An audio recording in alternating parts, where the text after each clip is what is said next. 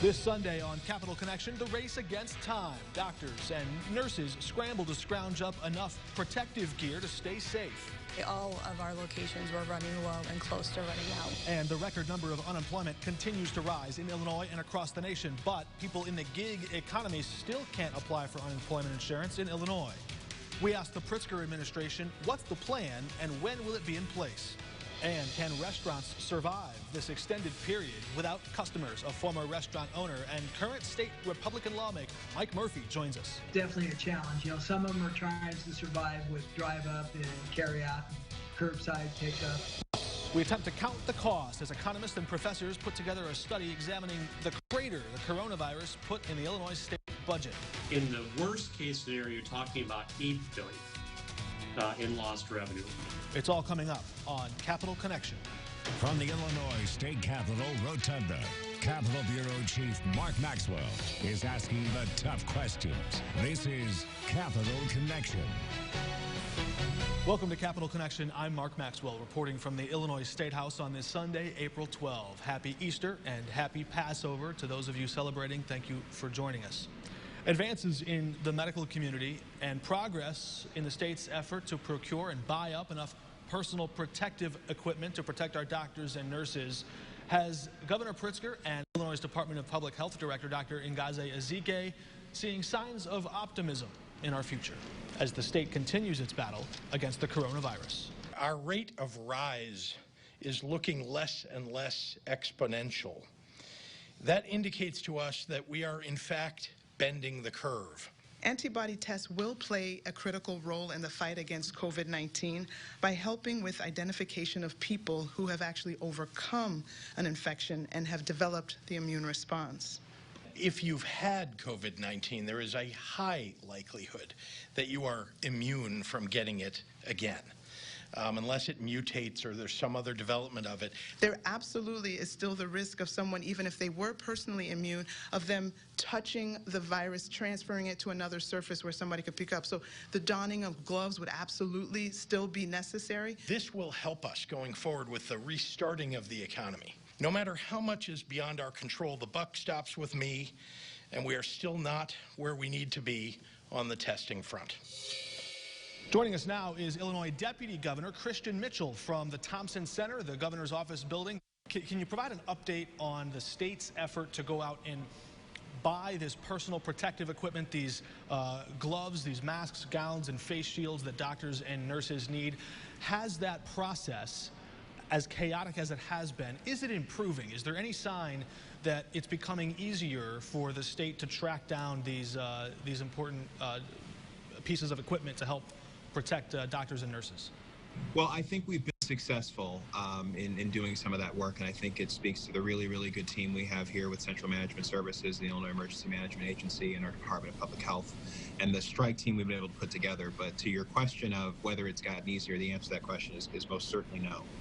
As you probably know, but as I want to share with your viewers, part of the challenge we have is that it really is the Wild West out here, and in so many ways, where the federal government could have stepped in, used the Defense Production Act, taken the middleman out of the equation so that we weren't dealing with a friend who's got a cousin who's got a guy. We're also competing with the federal government, and in many cases, we're also competing with foreign countries that are seeing their peak coming and are doing their very best to try to get ahead of it. So the truth is that the process has not gotten any better, thanks to the federal government not being the market mover. But having said that, I think we're doing pretty well. I think we're starting to get some of the stuff we need. We're chartering flights from China to get stuff here.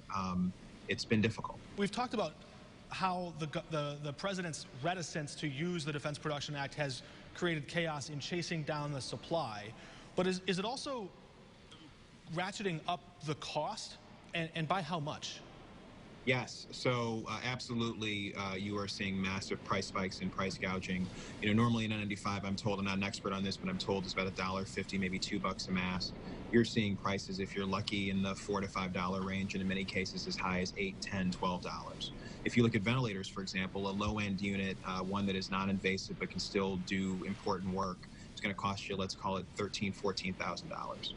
Those units are going to be somewhere between, $18,000 to $25,000, $26,000. And if you were looking, for example, at an ICU ventilator, one of the deluxe units that really can do a lot of really good work for someone, those are normally, let's call it $35,000 to $42,000. Those units are going for $64,000, $65,000, $70,000.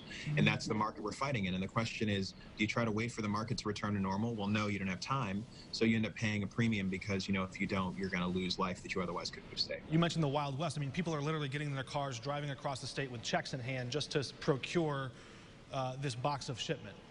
Yeah, well, it's Lord of the Flies. I mean, you're in a situation where effectively you'll, have a deal that you think is pretty done, pretty cut, and someone will say, well, if we don't get payment in the next, 12 hours, we're going to have to move that shipment on to another state, another country, someone else. And so, that's not typically how state procurement works. Typically how state procurement works is we say we want to buy this many of this thing, and we put up an offer sheet. And someone says, well, I can do it for this cost. Now what we're saying instead is we need this many of these masks, these gloves, these gowns to keep doctors and nurses protected. How much is it going to cost us? And in that environment, you're in a situation where you've got to do what you've got to do. You've still got to try to vet people. You've got to run them through processes, but it's a very imperfect process because you're never dealing with the direct supplier. So if the federal government had just said, hey, 3M, we're taking over production or whatever the company is, and we're going to do distribution based on the numbers we've seen, now we're not competing against each other and there's no middleman. We're not in a situation where we're talking to, a venture capital firm or someone else who's gone out and bought up a bunch of masks. We're talking directly to the person who has the product. And we don't have that luxury because we're out here competing against other states and other countries. On Thursday this week, WGN reported that there were 3 North suburban hospitals who already reached their capacity for intensive care. And we know that that may look different in different parts of the state. Downstate, you have hospitals that are laying staff off in droves and saying, hey, go to the unemployment line, get unemployment insurance. We'll let you know if and when you can come back and have your job. So how does the governor's office speak to the different issues that are happening in different parts of the state all at once, where some places are full, other places are so empty they're having to lay staff off? Well, so it's a really good question. I think part of what you're seeing, and you're seeing this around the country, state of New York, other places, that it's not just a single peak for the state. It's really a series of peaks depending on where you are. And when you look at the city of Chicago and that sort of the county region, you're looking at a place that has O'Hare Airport, that has a lot of people going through it every single day, and so it's going to get hit first. And so those hospitals are already in a situation where ICUs are in some places at a critical capacity. If you're further downstate, the hope is that our social distancing measures mean it will never get as bad there as it might get in the Cook County region and the five collar counties. That would be great. But what's more likely to happen is that just because you have fewer people moving through, that peak will be later. And so what we're doing is we're working with the local counties, we're working with the local cities, we're building out alternative care sites to make sure that if that rush happens, we are ready for it. What I'd also say is for anybody who is looking for work in healthcare, if they can make their way up north, there's plenty of folks that need help here. We're seeing issues with congregate care facilities like nursing homes and our Department of Corrections facilities. So there is a lot of need for heroes to lace up here, and we're asking for that. What is the current status of the state's effort to overhaul the unemployment website so that because when Congress said, look, if you're a part of the gig economy, if you drive for Uber or if you're a self-contractor, if you're a 1099 contractor, for the first time ever, you now qualify for unemployment benefits through this special disaster relief program. But if those people can't apply for unemployment, they're coming to us in the news, they're coming to you, they're coming to their elected officials and saying, where do I go to get this check? The rent is due, I've got to buy groceries. So where do they go? If they can't go to the state website today, what does a person like that do? So they should still go to the state website. Now, what I would say is in this, we have people working on this every single day, every single hour. We have moved the website to a cloud service that is more stable. Having said that, as you know, the unemployment claims that we're dealing with both as a state and as a nation are unprecedented. We're having such bandwidth issues across the nation that you're seeing Netflix even throttle and slow some folks down. So I would beg for patience. I know this is scary for folks, but please know that DES staff is working around the clock to make sure that the website is always up, always active, always working. We are not perfect. We obviously beg the indulgence of the people of the state of Illinois. Having said that, we are making sure hour by hour, day by day, people who go to the DES website or call a DES office can get the unemployment benefits that they need, whether they're a gig worker or anything else. And to add insult to injury, those IDES offices are working remotely, or at least a big chunk of their workforce too. Many of them are dialing in, working from home, as the Department of Innovation and Technology tries to come in. So there's those two issues. There's the bandwidth or the capacity for the website to handle that much traffic. That impacts everyone. But the gig economy workers, that's 1 in 5 nearly 1 in 5 workers in the Illinois economy. There wasn't previously a way for them to apply. Are you saying by telling them to go to the state website that now there is a way that because Senate Republican leader Bill Brady said that could take months still for that new part of the website to be created. Are you breaking news here and saying that they can apply now? That is fair, and to be clear, DO-IT is something that's in my purview. DES is not. My understanding is that's an issue that's being worked on. I know Leader Brady sent a letter about it yesterday. What I'm saying is that that folks are going to need to be patient and stay watchful, and that as more news comes out with that, my imagination is that the DES website is where folks will be able to go to get more information. But happy to check back and get more info. Can you give us a timeline on when you expect that new update to be done? And just to be clear, is DO-IT managing that part of it as well, or is that an IDES? Is managing the bandwidth portion of it, making sure that the website has all that it needs to deal with the volume of claims that are coming in. DES is managing what is happening in terms of new parts of the website and that gig employment issue. So let me check back on that. I don't want to give your viewers an answer that I'm not fully informed on. Sure. And can you provide any clarity to what Senator Brady said, that it could take months? Is there any better timeline on when that could come into clearer focus? I've been updated on it. I don't know about his timeline. I saw the letter, obviously, but I would want to check with the Department of Employment Security on that. Stay safe, be well. Thank you for signing on and joining us. Deputy Governor Kriz Mitchell from Chicago. Thanks again. Thanks for having me. All right, we're back in just a moment.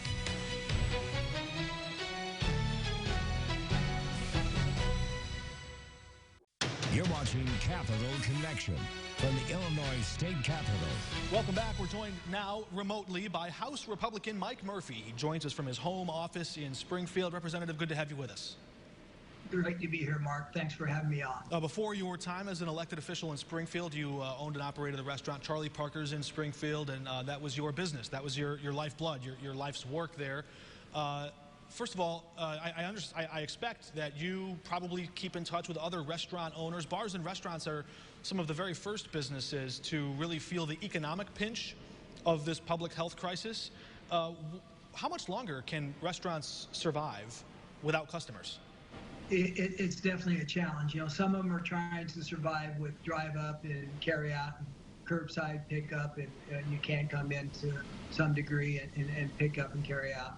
But it's a struggle. Even those that were set up for drive ups are doing okay, but their volumes are down, and then the ones who were not set up for that type of business are really struggling. Some tried it for a week and just no longer doing it. So we have many who are totally shut down, and it's definitely a strain. There's a lot of stress, a lot of concern.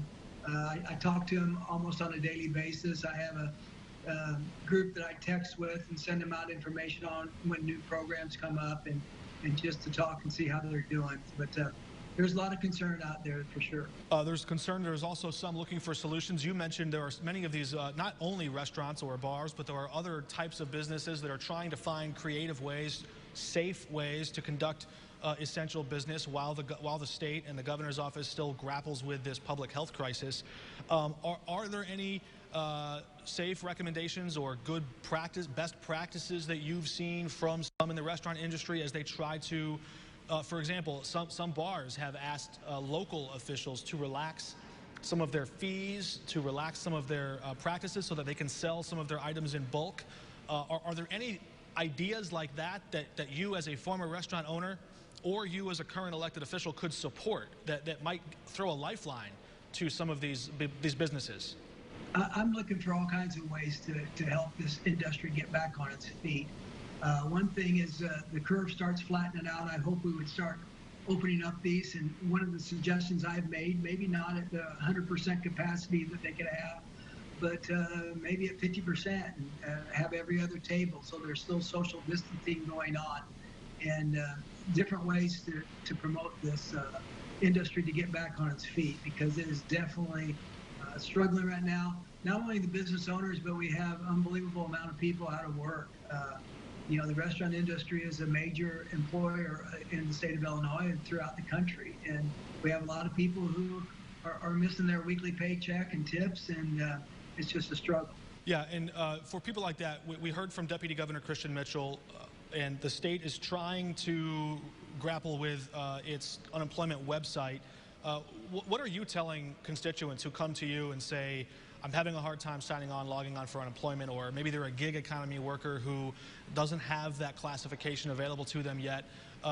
What do you say to those workers, or what message do you have for the governor's office as they try to bring this new tab, essentially, of the unemployment website online? Yeah, it's been a big struggle. It's probably been the #1 issue that we've dealt with. Even though both of my staff are working from home, we get phones. Whenever somebody calls our office, they immediately get an email, and they send me the voice message, or they deal with themselves. But almost entirely, it's been unemployment issues. People just cannot get on the website. They're kicking them out for one reason or another, even though they're putting the accurate information in. And so we've been trying our best to help them deal with the system, but it's terrible out there. We got these people, most of them are used to getting the check every week, and they, 2 or 3, 4 weeks now, and we haven't got paid. It's definitely a struggle on it. We need to look at maybe think outside the box, maybe bring in a independent private consulting company to help us get this unemployment issue taken care of. I know that Leader Durkin has made that suggestion to the governor, and I wish the governor would take him up on that offer and try to look at other solutions, because it's not working. And it's not as though the tech world is some mystery to this governor. He founded the Tech Hub 1871 and has many contacts in the city of Chicago that are some of the world premier leaders in that industry. But that illustration that you provided, where your constituents living in Springfield calling saying they're getting kicked off, that doesn't match at all what Governor Pritzker said in a press conference on Wednesday. He said, in fact, they're removing hurdles, they're removing those early processes where you have to go through all these hoops and red tape to qualify for unemployment. He said that process has never been easier. What's really happening here? Does the governor have a full grasp on what's going on? I don't know. Before this interview, I was checking some things, and one of the post on Facebook is not my constituent, but was in a different rep's area, just posted and says he's been struggling for 4 days to get through the Department of Unemployment. And so it's still a problem. We need to fix it. And you mentioned, we have a lot of good consulting companies in Chicago. We've got a great one here in Springfield on LRS. I'm sure that they're used to dealing with companies to help them figure out problems. There's a lot of opportunities there, and we need to do this immediately, because these people who aren't getting their checks, is just a shame. All right, Representative Murphy, thank you for dialing on. Thanks for joining us here. We'll stay in touch, and stay safe. Be well. Mark, you stay safe. I'm glad you're feeling well. Thanks, you too. All right, we're back in just a moment. Stay with us.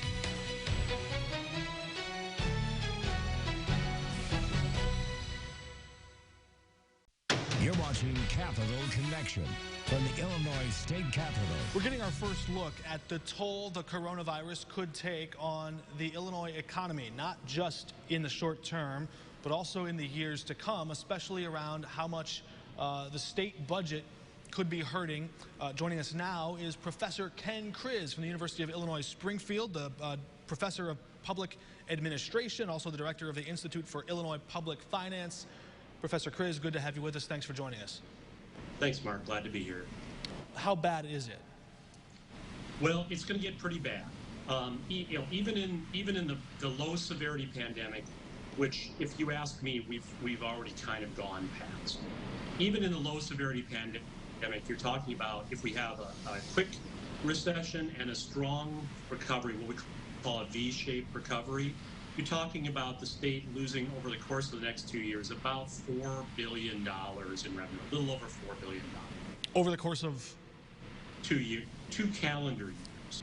In the next 2 calendar years, we'll lose about $4 billion. If we get to the moderate severity pandemic, you're talking about a loss somewhere in the range of $6 billion over 2 years.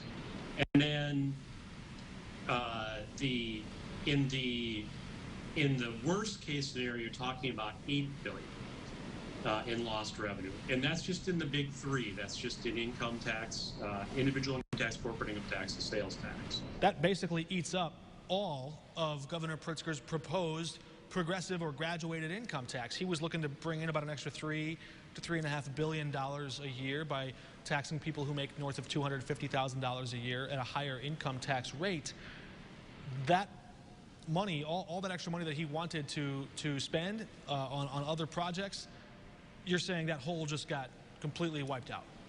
Oh, yeah. I mean, I don't know if that particular, I don't want to make a direct, again, link between that, but I know that that's the size of the hole. Certainly this study is a big start. It's a big mile marker on the road to recovery, at least in measuring this first crater in the economy, and then going from there. It's going to be interesting to see kind of how these numbers start to shake out as we get closer to a full accounting of the impact here. Yeah, I agree. And then, you know, one of the things that I've always tried to stress is, you know, we will find a way through this. Somehow we will all find a way through this. What I hope is that this teaches us some lessons going forward.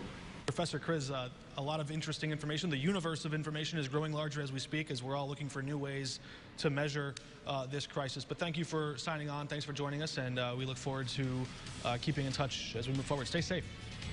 Thanks, Mark. I appreciate it. Wish you all the best. Everybody stay healthy and stay at home.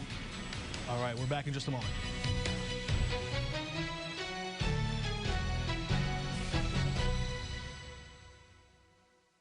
And that does it for us this week. Thank you for joining us. We hope to see you again next week, same time on Sunday. For Capital Connection, I'm Mark Maxwell.